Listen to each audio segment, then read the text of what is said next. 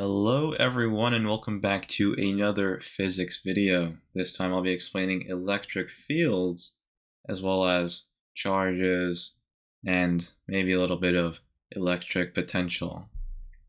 So first of all, in electrostatics, which is when charges are not moving around from object to object, essentially if you had a proton, for example, it would have the same charge, the positive elementary charge, which is 1.6 times 10 to the negative 19th coulombs. And a coulomb is a measure of charge. It's the standard unit. And most things actually do not have an entire coulomb of charge because it's actually a lot. So like an electron would have the negative of E. So electron would have negative E, also like just negative 1.6 times 10 to the negative 19th coulombs. So generally most things you don't actually consider how many protons and neutrons or neutrons are not included, but how many electrons are on this object. You just kind of consider the imbalance, the excess charge. So you don't really care about like, there's like plus 100 coulombs but minus 200 coulombs because there's extra electrons. You just think about like, are there more or less positive or negative charges on this object? Generally, microcharges or microcoulombs are used. So micro is this symbol, and then you put it in front of like coulomb, for example. That means 10 to the power of negative 6 coulombs. And you might put like a 5 in front. That means like there's 5 of these. So that's the general unit, because in real life we can't have an entire coulomb because the charges would all separate from each other. And that's another point, right? So like charges, so like charges of the same sign will repel each other, and charges of different signs, positive and negative, they'll attract each other. So for example, in this diagram up here, they would be attracted to each other. So like electron would want to go up, and then proton would want to go down. And charge, you denote it using Q. So you can use like uppercase or lowercase q.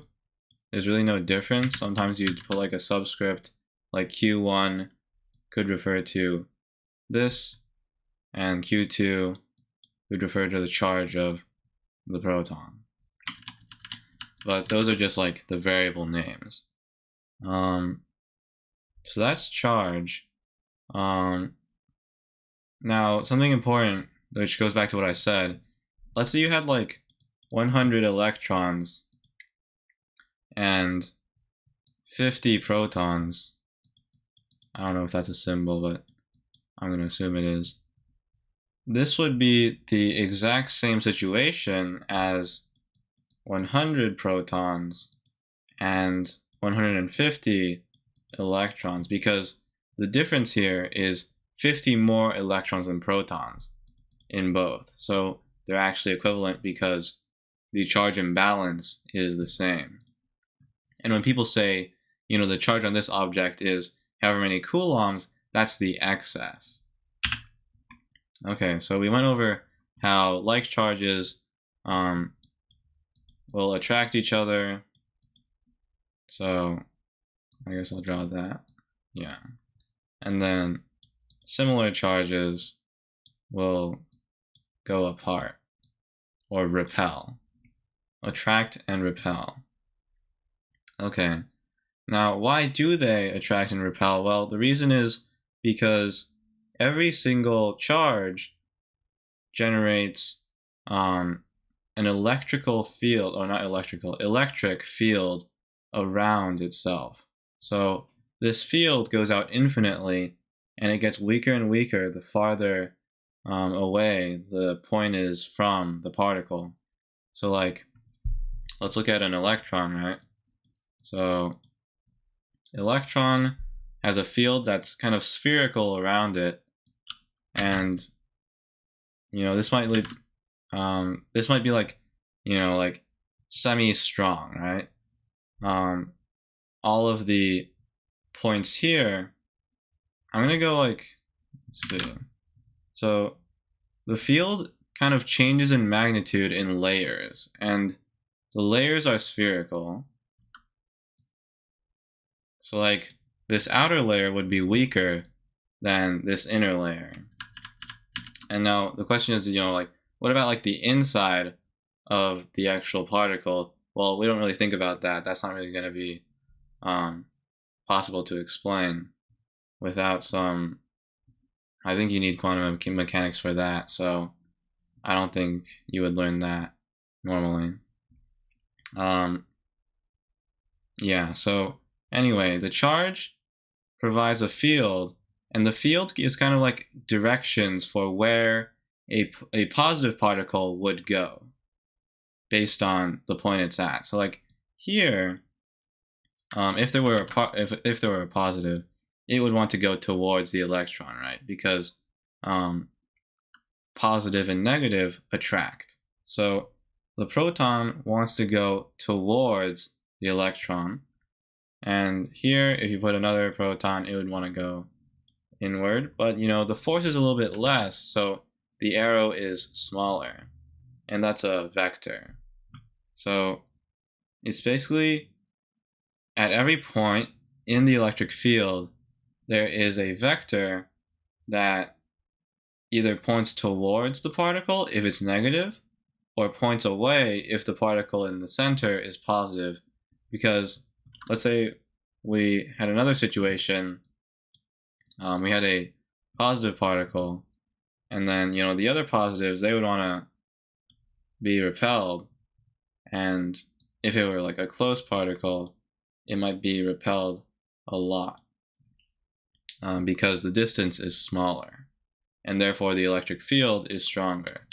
So how do you draw an electric field? Well, basically you draw arrows where it's more dense, where the field is stronger. So, more dense. That means like the lines are closer together.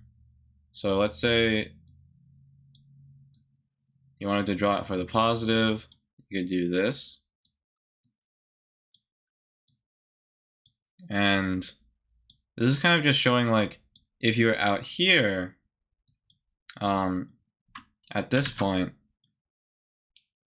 the field lines are actually quite far apart from each other. Like the distance is pretty big, but if you're like over here, the distance is smaller, and that's what it means. That's what I mean by density. So closer lines means more density, means stronger field. And if you were to do this in like a sort of computational context or mathematical context, you would have a function which is a vector. Or I forgot to mention that the field, the electric field, the symbol is E with the vector on top. So you can see like E equals whatever it is. Generally, people just put like the strength on this side of the equation. So let's do that right now. So we can actually try to reason it out. So the strength of the field is entirely dependent on the particle that it's the field of. So it would be the charge of that particle would be involved. And the stronger the charge, the stronger the field. That makes sense. So let's put Q in the numerator. And generally it's like a quotient format. So what would it be? What would make E lower? What would make the field strength lower?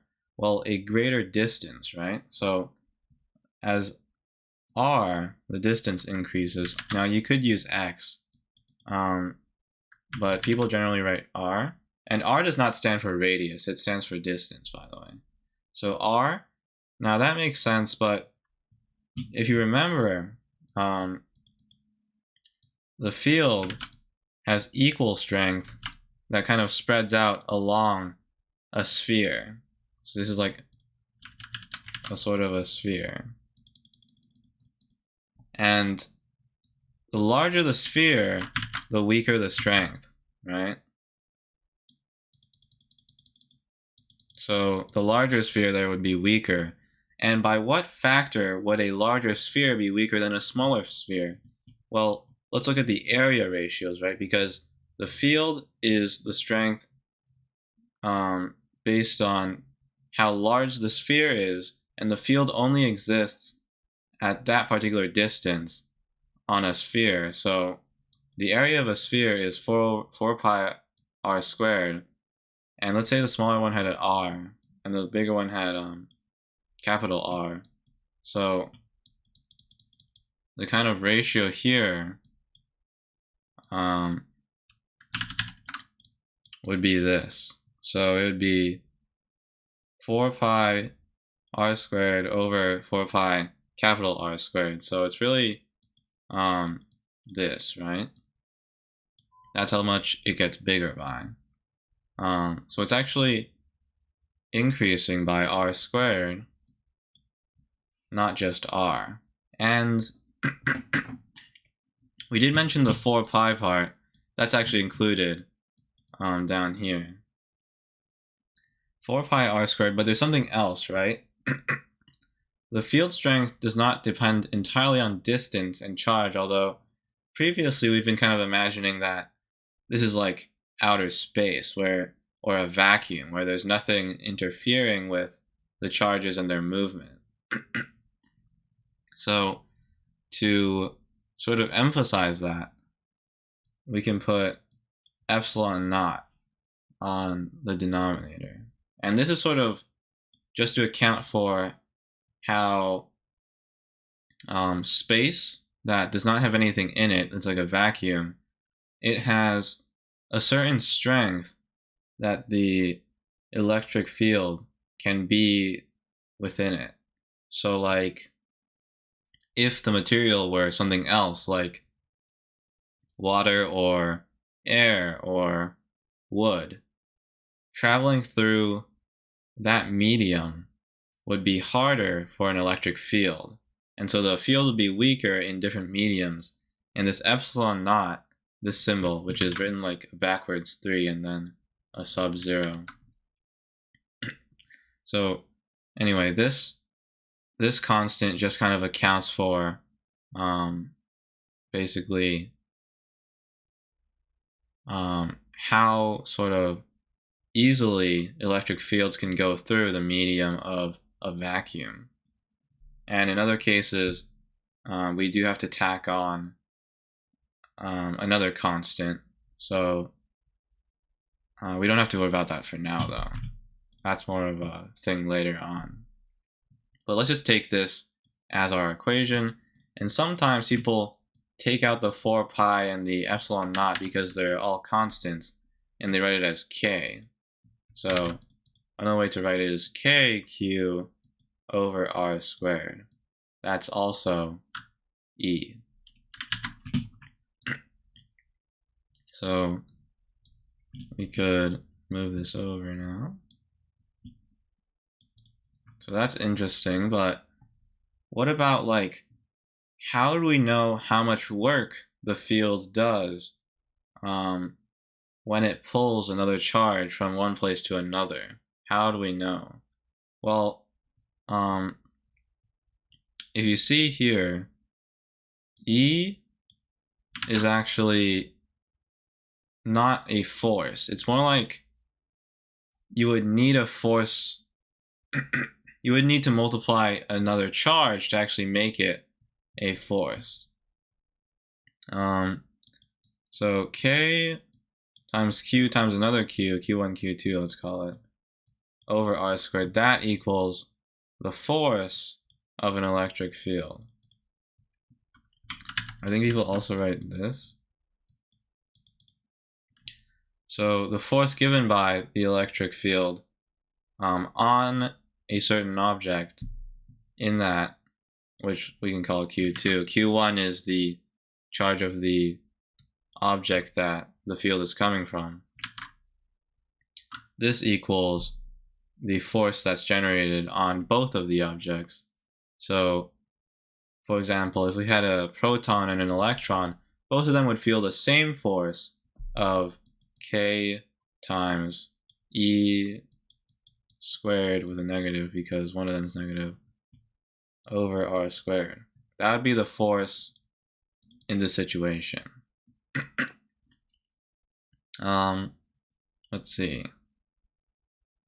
So both of them feel the same force. That's important to note.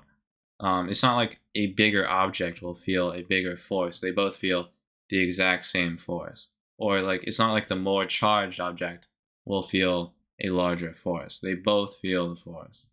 And that's sort of Newton's second law, third law, because for every action there is an equal and opposite reaction. It's kind of this idea.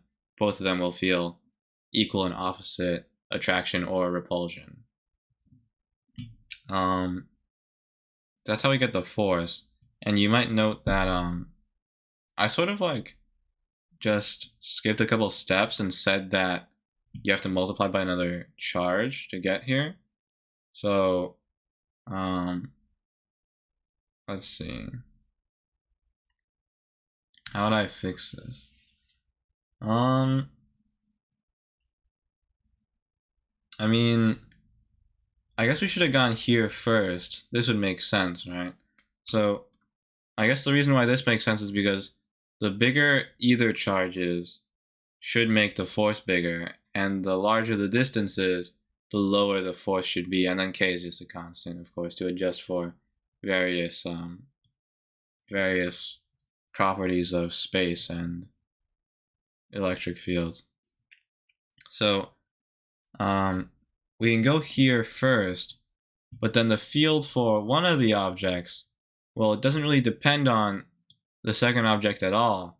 Any object, if placed in a field of the first object, will have to experience this, KQ1 over R squared.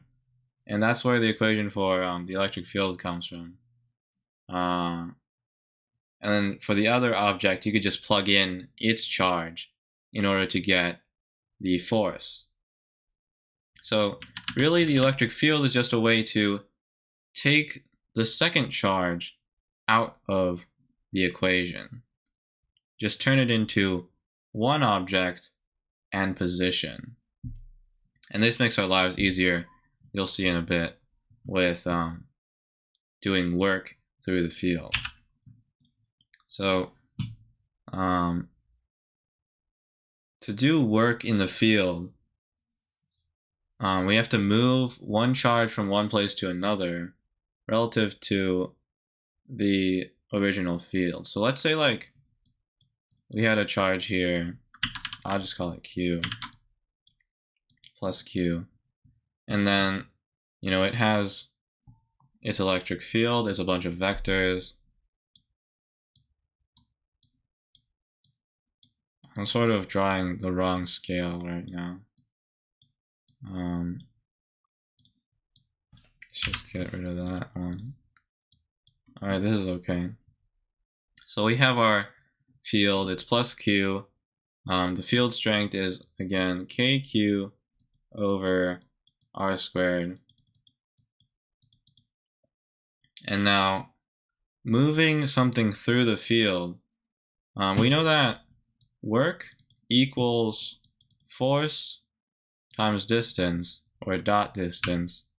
You could also do this, dot product. So basically we have to move some distance in the field. Let's see. Now there's another concept here, right? So if we could extrapolate the field, or the force field into an electric field, we can also extrapolate work into something else known as potential. So work is kind of like potential energy, right? They're sort of interchangeable. Work equals negative potential energy. I think that's that's an acceptable statement.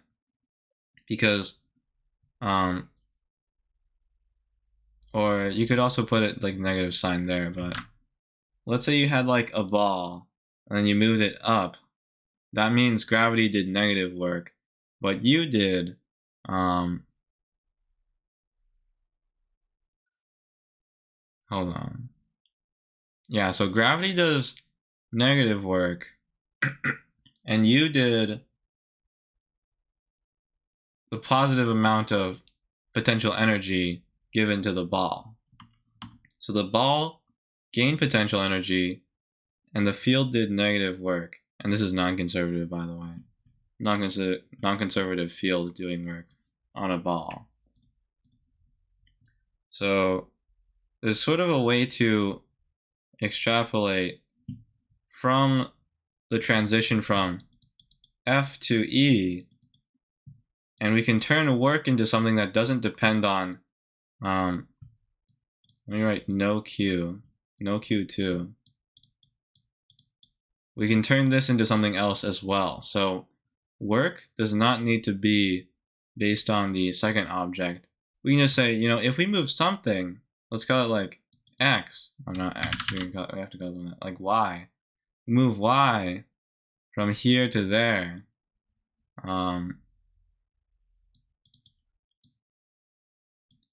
Shouldn't the charge not matter? I just want like the functional, I just want the position function, like a function based on position, and then I can plug in the charge afterward.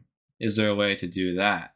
Well, yes, there is, because, you know, there's a parallel between force to electric field to work to something known as electric potential or voltage. And voltage is a term you might hear a lot, like, you know, the wall socket is 120 volts or some other number of volts if you're in another country.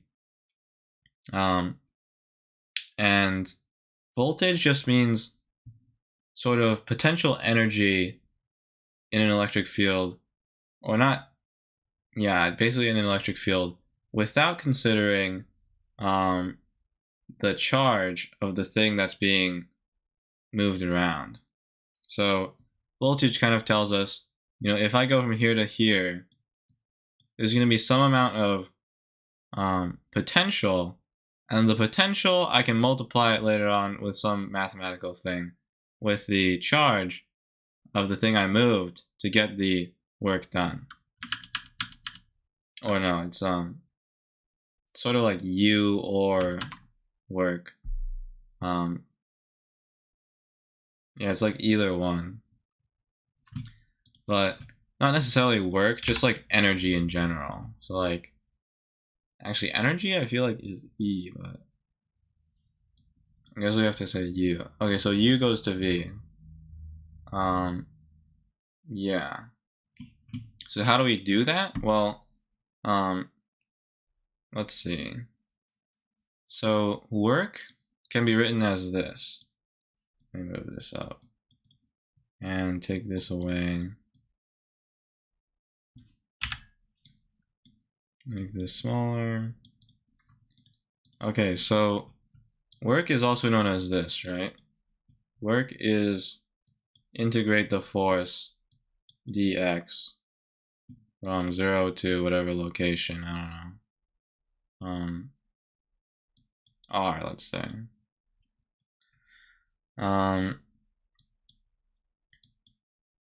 So essentially we can sort of take F out of here, just like say F equals, oh, I forgot to write this equation, right? So if you look at these, E equals Fe over the charge. So that's an equation to note. That's sort of the underlying idea behind what I'm doing right now. So let me actually make this not W, let's make it potential energy. Let's make it negative because of, you know, we can use that because we did that. Okay. So now let's note that F equals E times Q. QE. Now, a sort of annoying thing in physics is that like the charge, or no, the electric field is kind of written as a vector, but no one really treats it like that. It's just like a magnitude most of the time. So you can just write like Q times E. No one will really care, because as long as you know where the force is going and where the electric field is going, you don't really need to know that it's a vector. So it doesn't really matter that much if you put like the arrow sign on top or not. But anyway, F equals QE, E equals FE over Q. So we could just do this, right? U equals negative, and then we integrate, or, you know, antiderivative or whatever. Actually, I don't think we should write 0 and R. It's just like, let's make it indefinite, so you could put any bounds on there. So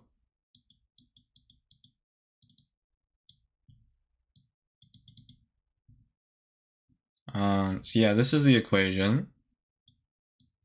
Let's just do this for decorative purposes. So now we see that U equals negative integral Q times E times, or dot, dx. I don't know if I should explain the dot product. It's just like multiplication. No one really like ever does out a dot product in AP Physics C. They just do like, you know, just multiply the amount. But also like you can't really multiply, it's like integral, so you can't really dot anything. But either way, you can just treat them as like normal variables. Here we can take out the Q, and then we're left with, let me remove this. So it says U equals negative Q, integrate, and by the way, this Q is the thing we're moving through the field. So U equals negative Q integral E dot dx. And now we can take the Q to the other side. So U over Q equals negative integral d e dx.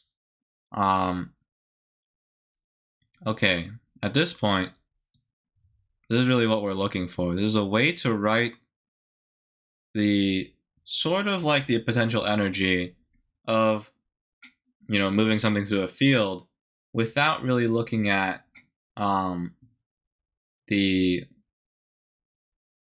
charge of the thing you're moving through the field. So this is sort of, our goal has been reached. It's just this equation on the right. But what will we call this? What will we call these two quantities? We're going to call them voltage, right? Electric potential, like we said earlier. So voltage represents potential energy, UE, over the charge of the thing you're moving, also known as the negative of the integral of E dot dx. So you integrate the electric field, not the force field, because the electric field is sort of like a way to represent the force without the charge. And so voltage becomes a way to represent the potential energy without using the charge. So voltage equals UE over Q equals negative integral E dot dx or dr. Depends on, you know, which person is teaching you. Yeah, so that's electric potential, but what can you do with it? Well, you can calculate the potential at 2 points. So like, let's make all of this smaller. This isn't really gonna work, is it? Put that up there.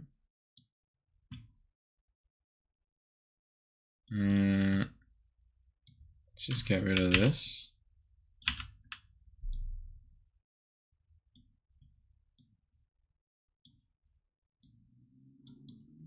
How are you going to use it? Well, generally there'll be like a weird object in the middle. It has like a charge, right?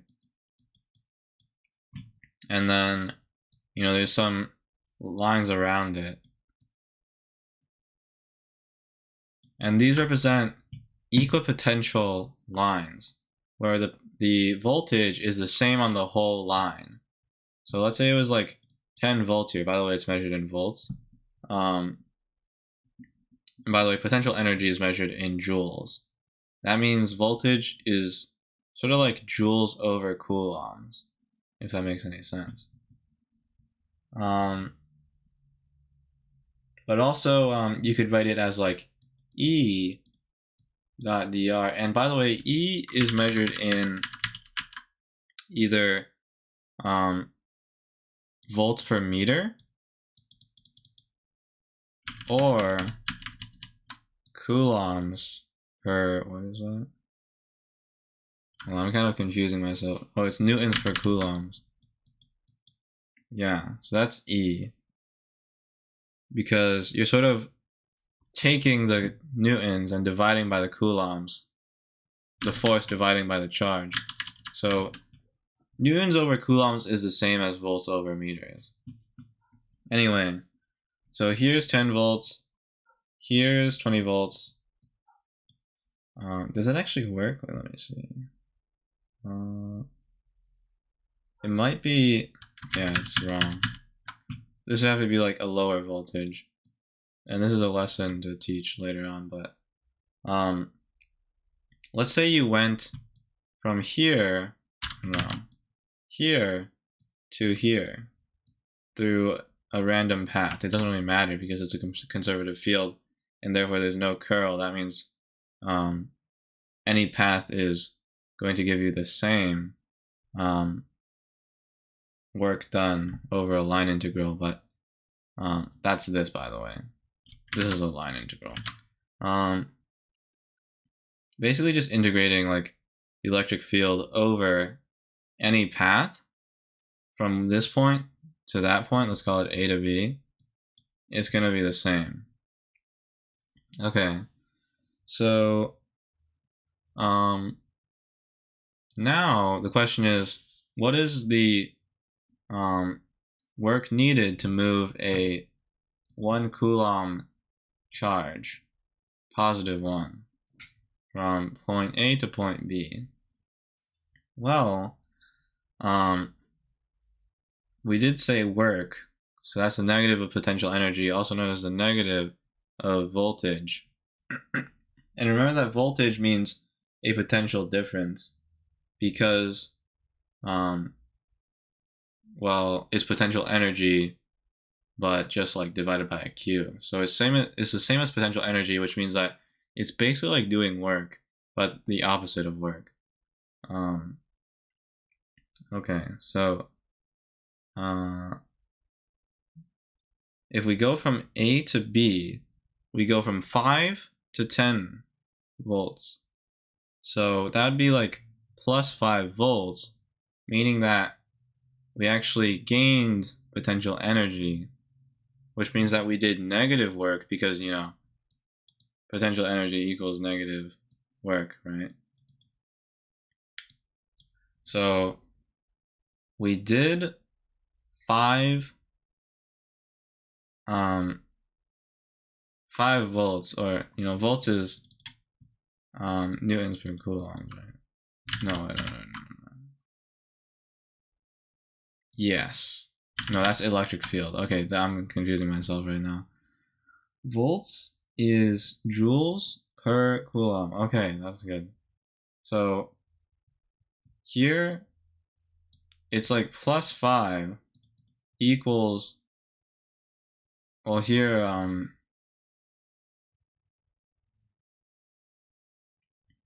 I should probably not write the units yet. Just use the formula. Okay, so we gained 5. UE is unknown. Q is 1.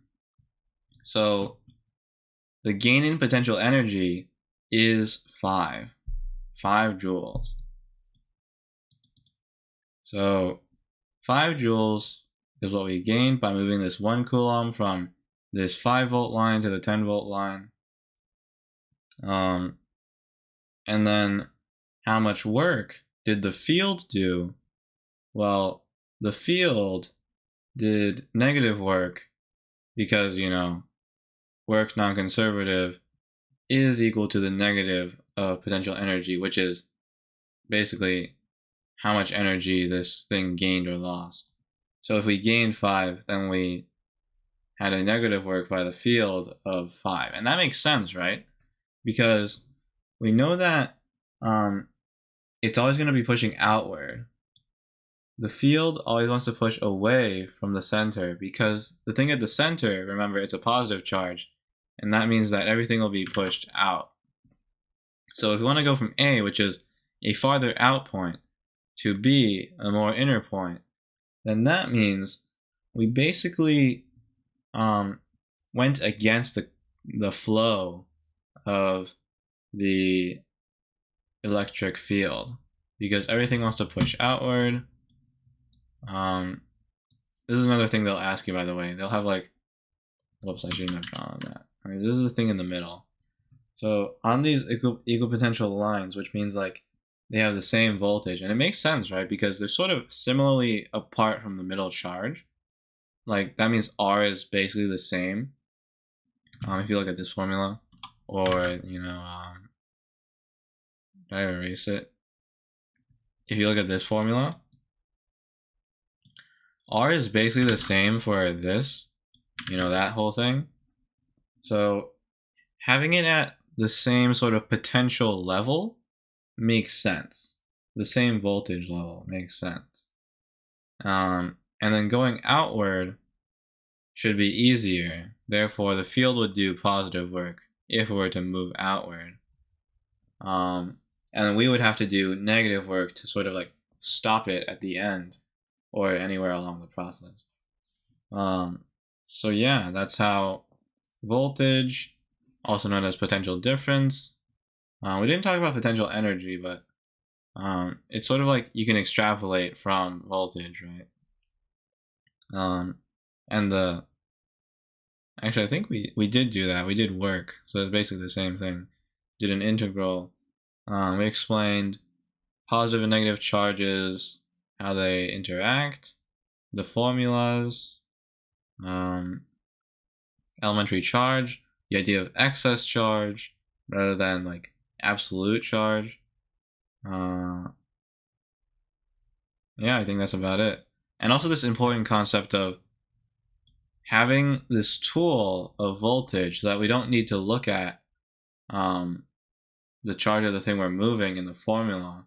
We can just use the thing in the middle, which might be more important in many cases. Like the thing that's generating the field is often much stronger than the thing you're moving through the field. So if you wanted to do a bunch of calculations just using the thing in the middle, you would want to make like a function that could adapt for any charge inputted, but you know, be the same based on the thing in the middle, which is often more important. Sort of like if you had like a programming function, you would want something that doesn't change to be inside the function, while things that do change, you want it to be inputted. And then the output will change based on what you input. In this case, we want to have like a voltage function, which you can then just use any time for potential energy. So thank you guys for watching, and see you guys next time.